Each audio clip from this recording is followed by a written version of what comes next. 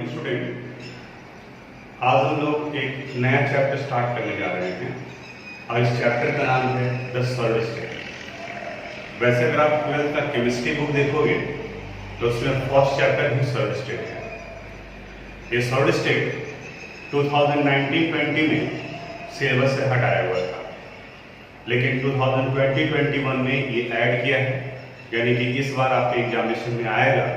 हालांकि लास्ट का एक दो टॉपिक जो है वो रिमूव किया है सीबीएसई ने, लेकिन इस पूरे चैप्टर को हम लोग कंप्लीट करेंगे। Solid state states of matter का पार्ट है। क्लास 11th में आप याद करो, मैटर के बारे में आप पढ़े थे। Matter has 3 formal state, solid, liquid and gas.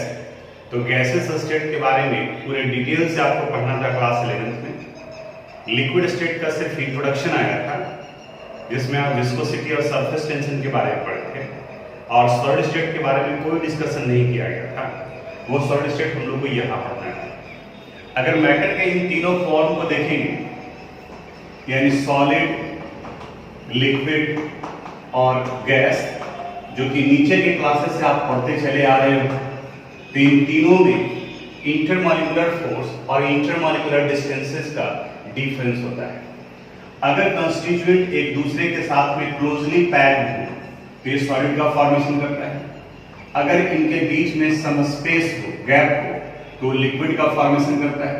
और अगर इनके बीच में लार्ज इंटरमॉलिक्यूलर डिस्टेंसेस हो तब वो गैस का फॉर्मेशन करता है। इंटरमॉलिक्यूलर फोर्स ऑफ अट्रैक्शन और इंटरमॉलिक्यूलर डिस्टेंस एक दूसरे का इनवर्सली प्रोपोर्शनल है। जितना ज्यादा फोर्स ऑफ अट्रैक्शन होगा, कंस्टिट्यूएंट उतना ही नजदीक में आएंगे और उनके बीच का इंटरमॉलिक्यूलर डिस्टेंस कम होगा। यानी कि इंटरमॉलिक्यूलर डिस्टेंस सबसे कम सॉलिड में, इससे ज्यादा लिक्विड और उससे ज्यादा गैस में। वहीं इंटरमॉलिक्यूलर फोर्स सबसे ज्यादा लगता है सॉलिड में, उससे थोड़ा वीक होगा लिक्विड में, और उससे वीक होता है गैस के केस में। सॉलिड के कंस्टिट्यूएंट एक दूसरे से चूंकि क्लोजली पैक्ड हैं, इस वजह से ये इनकंप्रेसिबल इन नेचर है, यानी कि इन्हें आप कंप्रेस नहीं कर सकते। लिक्विड हैज लिटिल कंप्रेसिबिलिटी, जबकि गैस का कंप्रेसिबिलिटी सबसे ज्यादा है। आप एलपीजी यूज करते हैं तो उसे लिक्विफाइड पेट्रोलियम गैस कहा जाता है, यानी कि उस गैस को अंडर हाई प्रेशर कंप्रेस्ड कर लिक्विड में कन्वर्ट किया है, जबकि सॉलिड का कंप्रेसिबिलिटी सबसे कम होता है। लिक्विड के कंस्टिट्यूएंट्स मूव करते हैं, गैसेस पार्टिकल के कंस्टिट्यूएंट्स फ्रीली मूव करते हैं, जबकि सॉलिड के कंस्टिट्यूएंट्स ये मूव नहीं करते हैं। ये सिर्फ अपने मीन पोजीशन पर सिर्फ वाइब्रेट कर सकते हैं, ओसिलेट कर सकते हैं। ये सारा पार्ट अंडर 10th क्लास में भी आप पढ़े, 11th में भी पढ़े, उसी को यहाँ रिपीट किए। तो अगर सिर्फ सॉलिड के बारे में कहा जाएगा तो वो सॉलिड के कैरेक्टरिस्टिक्स में आ जाएगा, यानी ये सारे पॉइंट सॉलिड के कैरेक्टरिस्टिक्स में है। डिफरेंस सॉलिड, लिक्विड और गैस के बीच का, ये आपको 11th का स्टैंडर्ड का क्वेश्चन हो सकता है या फिर अंडर 10th का क्वेश्चन हो सकता है। अब आ जाते हैं हम लोग अपने सॉलिड स्टेट में, यानी कि इस चैप्टर में हम लोग को यहाँ क्या पढ़ना है। जो यहाँ सॉलिड के क्लासिफिकेशन के बारे में पढ़ना है, इनके कंस्टिट्यूएंट्स के अरेंजमेंट के बारे में पढ़ना है। कंस्टिट्यूएंट यानी कि जिनके मिलने से सॉलिड का फॉर्मेशन हुआ है, एंड द कंस्टिट्यूएंट में भी एटम, मॉलिक्यूल और आयन। इसका क्या मतलब हुआ? जैसे अगर हम लोग डायमंड को ले लें तो ये डायमंड भी सॉलिड स्टेट में है। कॉमन साल्ट को ले लें तो ये भी सॉलिड स्टेट में है। और अगर हम लोग आइस को ले लें तो ये भी सॉलिड स्टेट में है। डायमंड का कंस्टिट्यूएंट्स कार्बन होगा, साल्ट का कंस्टिट्यूएंट सोडियम क्लोराइड यानी Na+ और Cl- होगा, जबकि आइस का कंस्टिट्यूएंट्स H2O होगा। अब ये तीनों सॉलिड ही हैं, लेकिन तीनों का कंस्टिट्यूएंट्स अलग अलग है। डायमंड का कंस्टिट्यूएंट्स एटम हो गया, साल्ट का कंस्टिट्यूएंट आयन है, पॉजिटिव और नेगेटिव आयन, और आइस का कंस्टिट्यूएंट मॉलिक्यूल है, यानी कि द कंस्टिट्यूएंट ऑफ सॉलिड में भी एटम, मॉलिक्यूल और आयन। यहां ये क्लियर हो गया। अब इनके अरेंजमेंट के अनुसार से सॉलिड को दो पार्ट में बांटा गया है, एक को क्रिस्टलाइन कहा जाता है और दूसरे को एमोर्फस। जैसे अगर हम लोग कंस्टिट्यूएंट्स को इस तरीके से रिप्रेजेंट करते हैं, ध्यान से देखो, यहां ये डॉट इनके कंस्टिट्यूएंट्स को रिप्रेजेंट कर रहा है।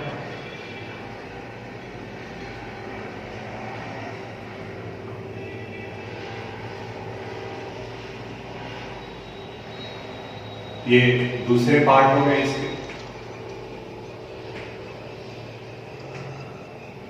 जैसे अगर हम लोग NaCl लेते हैं तो एक Na प्लस हुआ, दूसरा Cl माइनस हुआ, मॉलिक्यूल भी हो सकते हैं। एक अरेंजमेंट की है।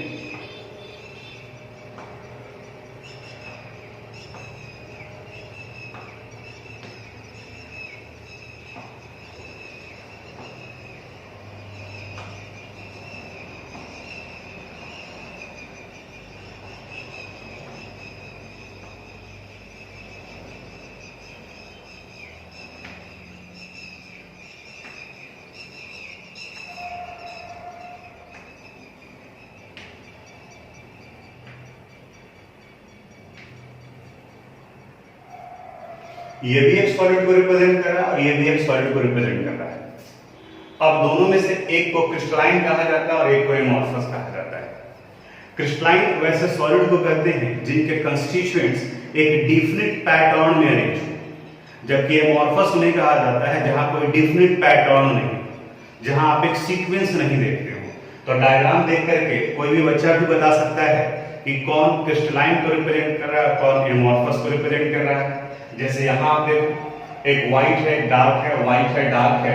उसी तरह से यहाँ पर आप देखोगे तो कोई एक पैटर्न नहीं बन रहा है, मिक्सअप फॉर्म में।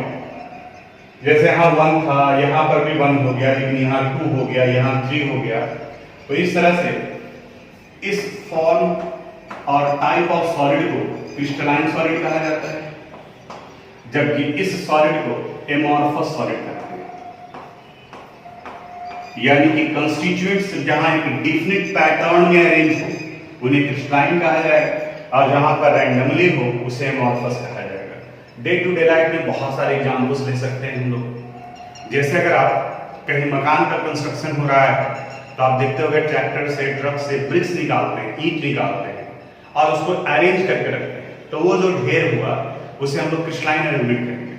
लेकिन अगर ईंट का टुकड़ा अगर कहीं पर है तो पूरा का पूरा डल्ला एक बार में पलट देता है ट्रैक्टर का, तो एक ढेर बन जाता है, कोई पैटर्न नहीं है, तो उस अरेंजमेंट को एमॉर्फस कहेंगे। स्कूल असेंबली को याद करो, वहां पर भी लोग प्रिंसिपल स्टूडेंट्स का भाषण सुनने के लिए जमा होते हैं, गांधी मैदान में भी जमा होते हैं, लेकिन दोनों जगह के अरेंजमेंट में फर्क है। जब आप स्कूल के असेंबली में अरेंज होते हैं तो वहां एक पैटर्न होता है, यानी कि वो आपका वो क्रिस्टलाइन अरेंजमेंट हुआ, जबकि गांधी मैदान में जो लोग जमा होते हैं वहां कोई पैटर्न नहीं है, वो एमॉर्फस को रिप्रेजेंट करता है। तो उसी तरह से अगर कंस्टिट्यूएंट्स रैंडमली हो, कोई पैटर्न नहीं हो, तो उसे एमॉर्फस कहा जाएगा, और जहां एक पैटर्न हो उसे क्रिस्टलाइन कहा जाएगा। इनके अरेंजमेंट को लॉन्ग रेंज ऑर्डर कहा जाता है।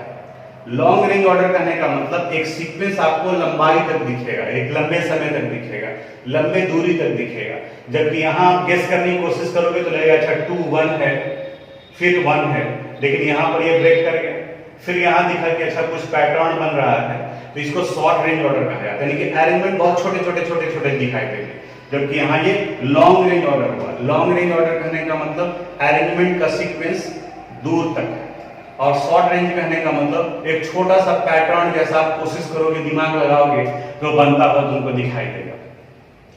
क्रिस्टलाइन फॉर्म का शार्प मेल्टिंग पॉइंट होता है, एमॉर्फस का शार्प मेल्टिंग पॉइंट नहीं होता। अब इसको समझो थोड़ा सा, शार्प मेल्टिंग पॉइंट। आगे आप जब केमिस्ट्री में कोई एक्सपेरिमेंट करोगे, कोई सॉलिड दिया हुआ है और ये पता करना होता है कि वो क्रिस्टलाइन है या एमॉर्फस है, तो इस मेल्टिंग पॉइंट वाले प्रॉपर्टीज को ही हम लोग यूज करते हैं। करते क्या है, टेस्ट ट्यूब में जिस सॉलिड को टेस्ट करना है उसे लेते हैं, यानी जिसका ये सॉलिड फॉर्म है, जो भी सैंपल A B C दिया गया है सबको टेस्ट ट्यूब में लिए, या फिर आगे आप करोगे तो कैपिलरी ट्यूब होता है उसमें यूज करते हैं।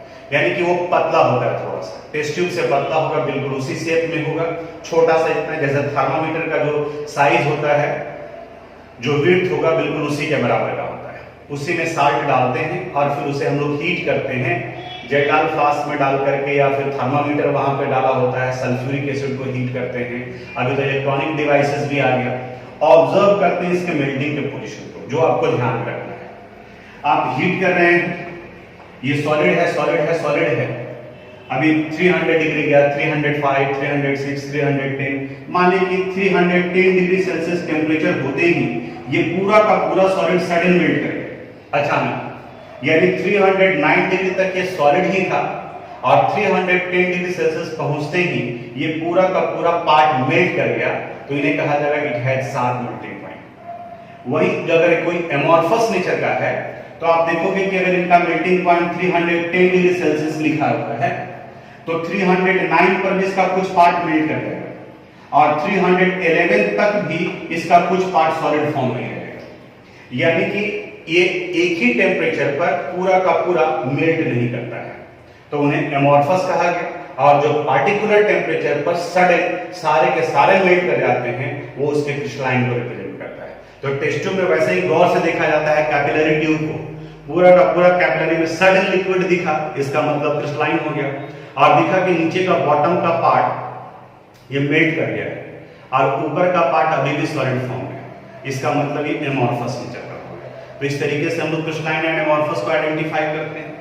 और एक तरीका है, क्रिस्टलाइन चूंकि सडन मेल्ट करता है तो अगर इसे आप हीट करोगे तो वो सॉफ्ट नहीं होगा, वो सडन मेल्ट कर जाएगा लिक्विड फॉर्म में, जबकि एमॉर्फस हीट करने पर मेल्ट करने के पहले सॉफ्ट होता है। जैसे प्लास्टिक को आप ले लो, प्लास्टिक को अगर आप गर्म करते हैं तो धीरे धीरे सॉफ्ट होने लगता है। अगर ये प्लास्टिक का बना हुआ है तो ये सॉफ्ट होने लगेगा, इसे आप बेंड कर सकते हैं। ग्लास को आप बेंड कर सकते हैं क्योंकि ग्लास, प्लास्टिक, रबर ये एमॉर्फस नेचर के, मेल्ट करने के पहले ये बेंड अगर हो गया, सॉफ्ट हो गया, ये इंडिकेट करता है कि जहां हीट एनर्जी मिल रहा है वहां का पार्ट मेल्ट कर चुका है और अपर पार्ट अभी भी सॉलिड फॉर्म में है, इसलिए अलग नहीं हुआ लेकिन ये बेंड कर गया। ग्लास को आप देखोगे, आप बेंड किए भी होंगे, अगर एक्सपेरिमेंट हो रहा होगा तो अंडर 10 के एक्सपेरिमेंट है कि ग्लास ट्यूब को, डिलीवरी ट्यूब को 90 डिग्री पर, 120 डिग्री पर, 180 डिग्री पर आप कैसे बेंड कर सकते हैं, तो ये रिप्रेजेंट करता है कि वो एमॉर्फस नेचर का है।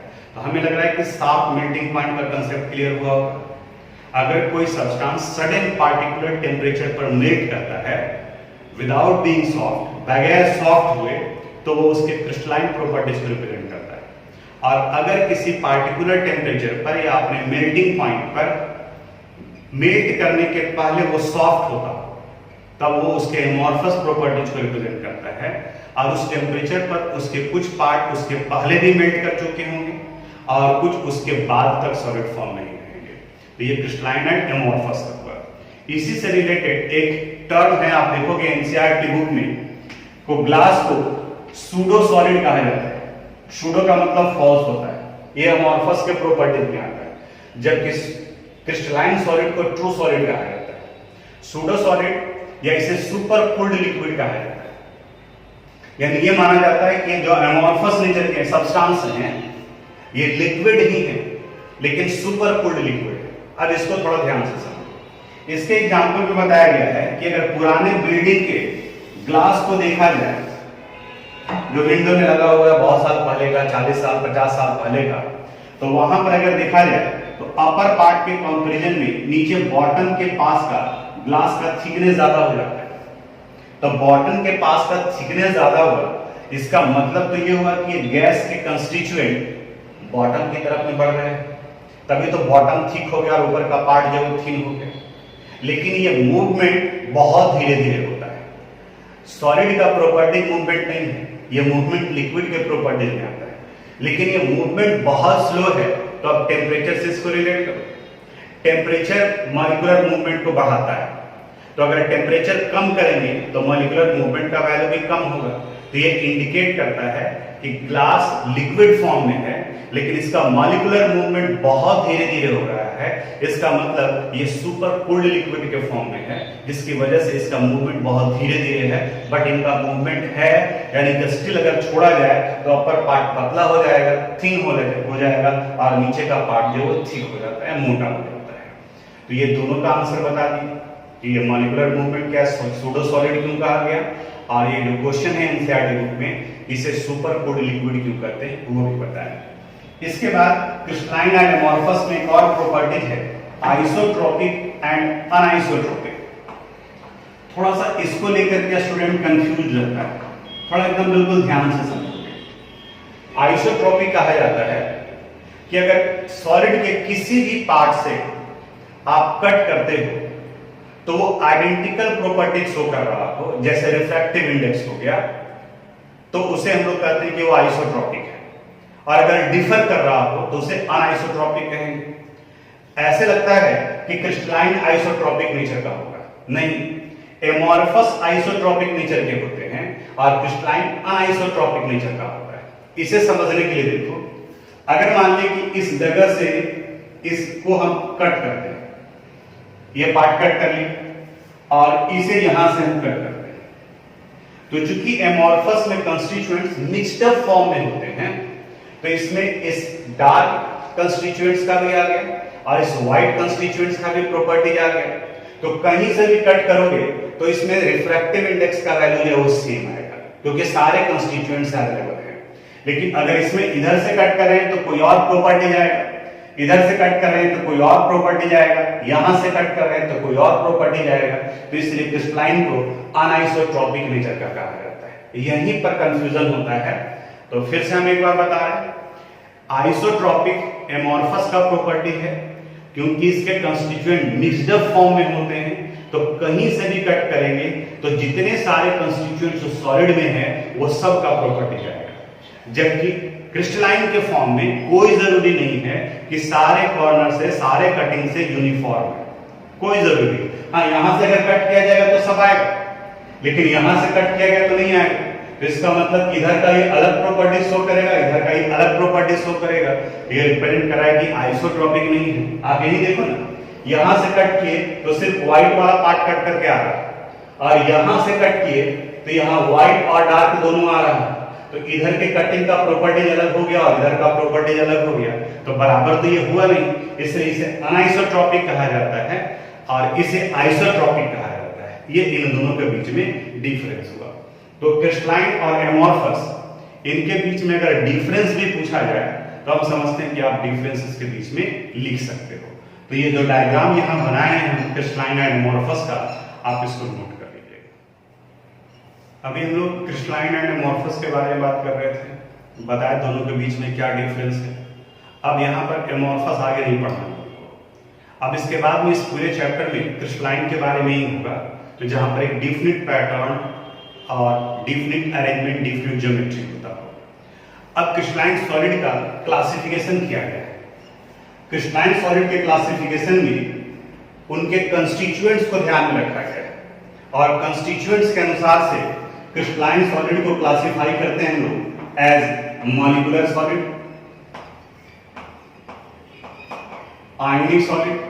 मॉलिक्यूलर सॉलिड नाम से ही पता चल रहा है कि इनके कंस्टिट्यूएंट्स मॉलिक्यूलर फॉर्म में होंगे, यानी कि इनका कंस्टिट्यूएंट्स मॉलिक्यूल होगा, मॉलिक्यूल।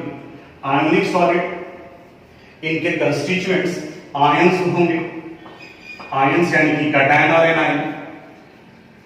फिर कोवेलेंट सॉलिड होता है और इनके कंस्टिट्यूएंट एटम्स होंगे। और फिर एक मेटेलिक सॉलिड होता है, और इस मेटेलिक सॉलिड का constituent free electron in positive kernel, समझाएंगे कि ये पॉजिटिव कर्नल क्या है। Positive kernel in sea of movable electron क्या है।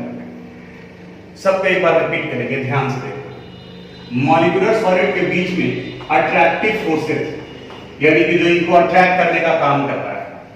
तो अब आप याद करो, मॉलिक्यूल के बीच में स्टेट्स ऑफ मैटर में बताया गया डाइपोल इंटरैक्शन होता है, डाइपोल इंड्यूस्ड डाइपोल इंटरैक्शन होता है, और कुछ केसेस में हाइड्रोजन बॉन्ड भी बनते हैं, यानी कि इनके बीच में पोलर, नॉन पोलर और हाइड्रोजन बॉन्डेड होंगे। आयंस के केस में आयोनिक बॉन्ड का फॉर्मेशन होगा। आयोनिक बॉन्ड, इन्हें हम लोग वान डर वाल फोर्सेस कर सकते हैं। एटम्स के केस में कोवेलेंट बॉन्ड का फॉर्मेशन होगा, और मेटेलिक सॉलिड के केस में मेटेलिक बॉन्ड का फॉर्मेशन होगा। ये 5 पॉइंट आपको ध्यान में रखना है, इससे आप डिफरेंसेस भी कर सकते हो कि इनके बीच में क्या होगा। सबसे वीक फोर्स वान डर वाल फोर्स है, तो जहां वीक वान डर वाल फोर्स लग रहे होंगे उनका melting point, boiling point value कम होगा। इन सब में ionic bond, covalent bond, metallic bond का पॉजिटिव कर्नल है। इसका मतलब क्या हुआ, जैसे अगर आप सोडियम को लो, सोडियम का एटॉमिक नंबर 11 है, इनका इलेक्ट्रॉनिक कन्फिगरेशन अगर लिखेंगे तो 281। अब अगर इस वैलेंस इलेक्ट्रॉन को हम रिमूव कर देते हैं, यहां से इस 1 इलेक्ट्रॉन को रिमूव कर दिए तो Na कन्वर्ट कर गया किस में, Na+ में। तो ये जो Na+ पॉजिटिवली चार्ज पार्ट है, यानी वैलेंस इलेक्ट्रॉन रिमूव करने के बाद एटम का जो रेस्ट पार्ट होता है, उसी रेस्ट पार्ट को पॉजिटिव कर्नल कहा जाता है। The rest part of atom formed after removal of valence electron, valence electron को बाहर करने के बाद। एक्चुअली यहां पर मेटल के केस में बताता है कि metal good conductor of electricity होते हैं बिकॉज दे हैव फ्री और मूवेबल इलेक्ट्रॉन। उनके पास में फ्री और मूवेबल इलेक्ट्रॉन है। ये फ्री और मूवेबल इलेक्ट्रॉन कहां से है?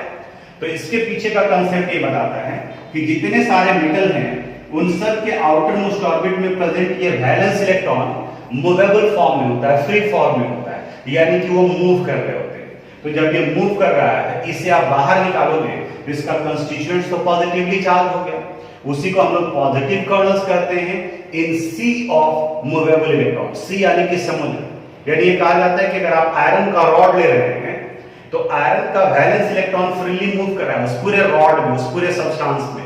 हर एक एटम का इलेक्ट्रॉन मूव कर रहा है और बाकी का जो पॉजिटिव पार्ट है वो एक पैटर्न में अरेंज है, सीक्वेंस में अरेंज है, और उनके बीच में लगने वाले बॉन्ड को, अट्रैक्टिव फोर्स को मेटेलिक बॉन्ड कहा जाता है।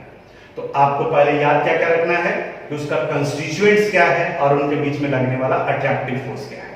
अगर कंस्टिट्यूएंट्स एटम है तो कोवेलेंट बॉन्ड और वो कोवेलेंट सॉलिड। अगर constituents positive kernel in sea of movable electron तो मेटेलिक सॉलिड और उनके बीच में मेटेलिक बॉन्ड। अगर आयन है कंस्टिट्यूएंट्स तो आयनिक बॉन्ड, उसको आयनिक सॉलिड कहेंगे, और अगर मॉलिक्यूल है तो उसे मॉलिक्यूलर सॉलिड और इसके बीच में वंडर वाल फोर्सेस रहते हैं। तो ये इतना टेबुलर फॉर्म में है, उसको भी लिखवा दिए हैं। एनसीईआरटी में टेबुलर फॉर्म में दिया हुआ है, तो उससे थोड़ा सा एक बार सिर्फ प्रॉपर्टीज रीडिंग डाल लोगे, बहुत ज्यादा नोट करने का जरूरत भी नहीं। एक बार रीडिंग डाल लोगे तो दिमाग में स्ट्राइक करेगा कि हाँ अच्छा इससे रिलेटेड ये क्वेश्चन है, और जो क्वेश्चन दिया हुआ है एनसीईआरटी में उसको आप सोल्व कर लीजिएगा, तो वहां से वो पार्ट कंप्लीट हो जाएगा। ये क्लासिफिकेशन ऑफ क्रिस्टलाइन सॉलिड था।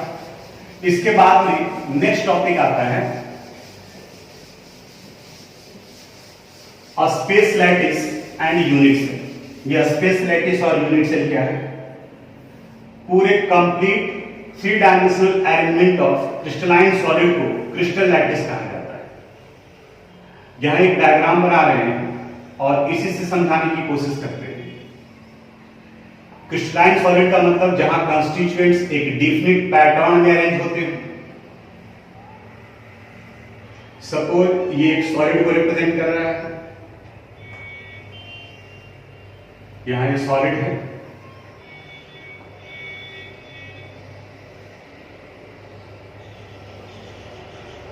और ये इसके कंस्टिट्यूएंट्स हैं। इस पूरे को हम लोग क्रिस्टल लैटिस या स्पेस लैटिस भी कहा जाता है। और इसी में से एक छोटे से पार्ट को हम निकाल दिए यहां से, इस वाले पार्ट को, और इस वाले पार्ट को अगर हम लोग देखें तो ये कुछ इस तरीके से दिखेगा।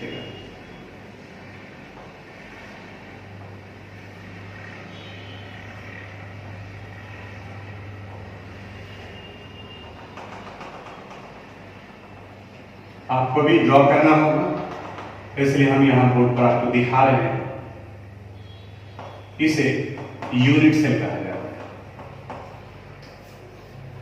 यानी क्रिस्टल लैटिस पूरे 3 डायमेंशनल अरेंजमेंट को कहा जाता है, and unit cell is the part of crystal lattice which repetition can make the complete crystal lattice. जैसे अगर कहीं ईंट का ढेर लगा हुआ है, बिल्डिंग का कंस्ट्रक्शन चल रहा है, तो उस पूरे ढेर को हम लोग क्रिस्टल लैटिस कहेंगे, और उसमें से हर एक ईंट यूनिट सेल कहा जाएगा, क्योंकि उस ढेर में बहुत सारे ईंट लगे हुए हैं। तो जो एक अकेला इंडिविजुअल यूनिट होगा उसे हम लोग यूनिट सेल कहेंगे। बुक शेल्फ के अंदर में बहुत सारे बुक हैं, तो बुक शेल्फ के अंदर का वो जो अरेंजमेंट हुआ 3 डायमेंशनल, उससे अगर हम लोग क्रिस्टल लैटिस कहते हैं तो हर एक बुक यूनिट सेल कहा जाएगा। अगर असेंबली में बहुत सारे स्टूडेंट अरेंज हैं, वहां जमा है, अगर उनके अरेंजमेंट को हम लोग क्रिस्टल लैटिस करते हैं तो हर एक स्टूडेंट यूनिट सेल को रिप्रेजेंट करता है। यानी कि यूनिट सेल एक सिंगल इकाई है, सिंगल यूनिट है, जिसके मिलने से, जिसके रिपीटेशन से कंप्लीट क्रिस्टल लैटिस का फॉर्मेशन होता है। तो हमें लगता है कि आपको अब ये क्रिस्टल लैटिस और यूनिट सेल समझ में आ गया होगा। अब इस यूनिट सेल में किसी पॉइंट के अनुसार से हम लोग इसे 7 डिफरेंट टाइप्स में क्लासिफाई करते हैं। इसका 6 पैरामीटर्स होता है। उसे समझाने के लिए फिर से एक यूनिट सेल, ये दोनों डायग्राम आप बनाओगे, जहां पे क्रिस्टल लैटिस और यूनिट सेल पीडीएफ में लिखा होगा, उस जगह पर आपको डायग्राम बनाना होगा, वो ड्रॉ करना होगा। यहां पर फिर से हम यूनिट सेल ड्रॉ करेंगे।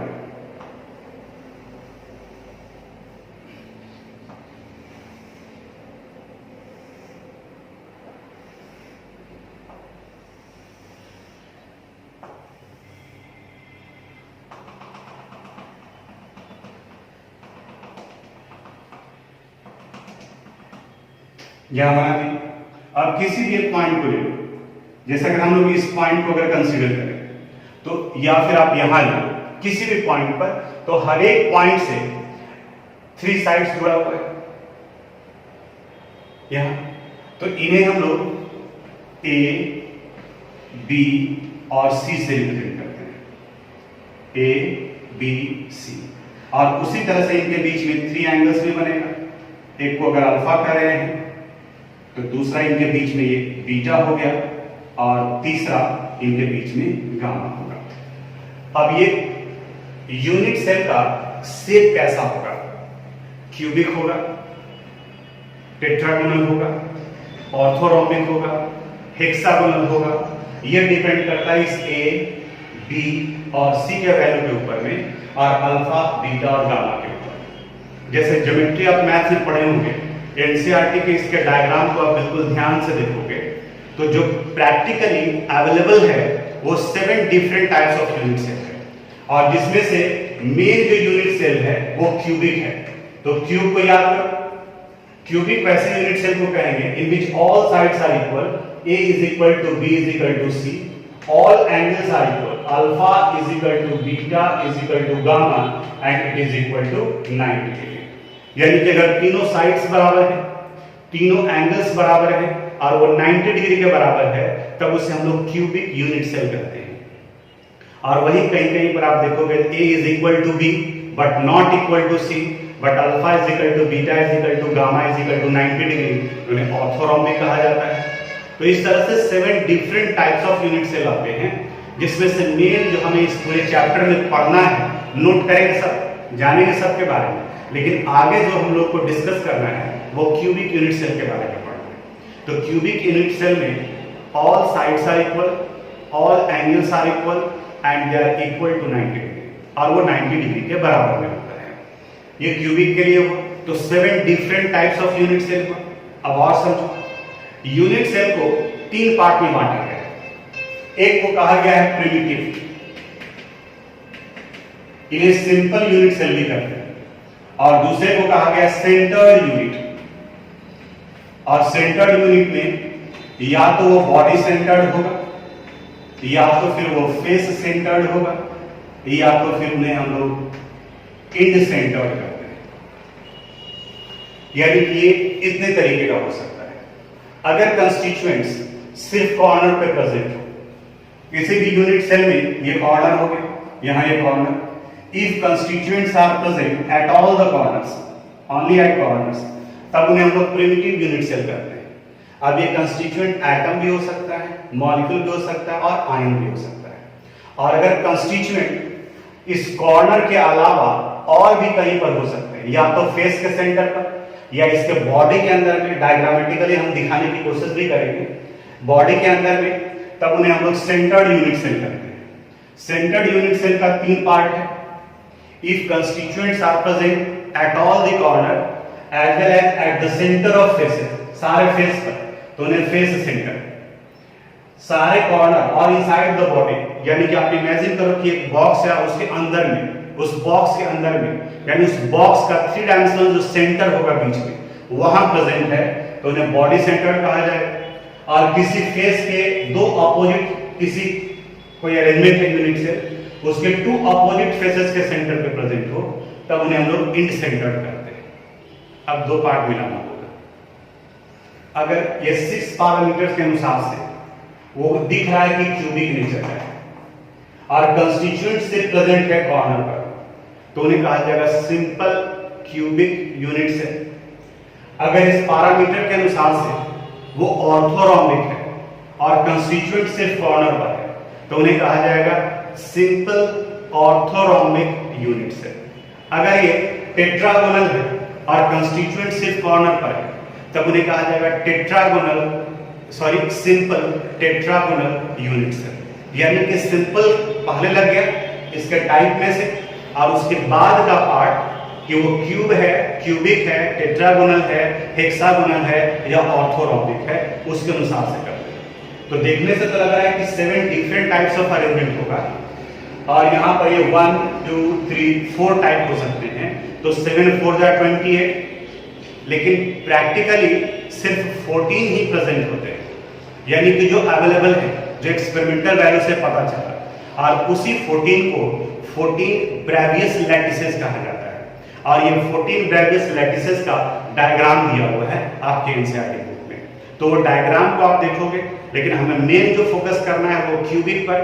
तो फिर से एक बार बता रहे हैं कि अगर टेट्रागोनल है, आपसे कहा गया कि ये टेट्रागोनल है and constituents are present at all corner as well as at the center of all the faces। तो तुम पहले सोचोगे कि सारे कॉर्नर और फेस सेंटर पर है, तब तो वो फेस सेंटर्ड यूनिट सेल हो गया। और इनका ज्योमेट्री कैसा है, टेट्रागोनल, दोनों को मिला देंगे तो हो जाएगा face centred tetragonal unit cell. अगर कहा गया कि ये क्यूबिक नेचर का है और इसमें कंस्टिट्यूएंट्स ऑल कॉर्नर और इनसाइड द बॉडी सेंटर, तो इनसाइड द बॉडी सेंटर यानी कि बॉडी सेंटर्ड यूनिट से, और उनका ज्योमेट्री कैसा है, क्यूबिक। अब ये दोनों को मिलाएंगे, बॉडी सेंटर्ड और क्यूबिक, तब ये हो जाएगा body centred cubic unit cell. इन्हीं को बीसीसी कहा जाता है। अब इसके बाद में इस वाले पोर्शन को फिर से रिपीट करना होगा हमें, उसको अगले क्लास में रिपीट करेंगे, फिर से आपको बताने की कोशिश करेंगे कि देखो ये शेप ऑर्थोगोनल है। क्योंकि आज आपको बताए हैं, तब आप आज जाकर के देखोगे कि अच्छा ये ऑर्थोरोम्बिक है या टेट्रागोनल है। तो एक बार फिर से हम रिपीट करेंगे, ये बिल्कुल दिमाग में बैठेगा। और थोड़ा सा आगे आप देखोगे तो हम लोग को देखना है कि कंस्टिट्यूएंट्स अगर कॉर्नर पर होंगे तो उनका कंट्रीब्यूशन 1/8 होता है। थोड़ा अपना भी दिमाग लगाओगे कि वो कैसे 1/8 होता है, और हम उसको समझाने की कोशिश करेंगे। तो उसको अगले क्लास में करेंगे हम लोग। लेकिन यहाँ जहाँ तक बताए हैं उनको आप लिख लोगे, कंप्लीट कर लोगे, और थोड़ा सा रीडिंग डाल करके देखो। और स्टार्टिंग में ही सिर्फ थियोरेटिकल है, अब इसके बाद वाले क्लास से तो कैलकुलेशन स्टार्ट हो जाएगा। कंसेप्चुअल पार्ट बहुत कंसेप्चुअल चैप्टर है, आसान सा भी है, बहुत ज़्यादा नहीं लगेगा टफ जैसा, लेकिन अगर छोड़ दोगे तब तो फिर मुश्किल है। तो आज यहीं तक, बाकी अगले क्लास में हम लोग करेंगे।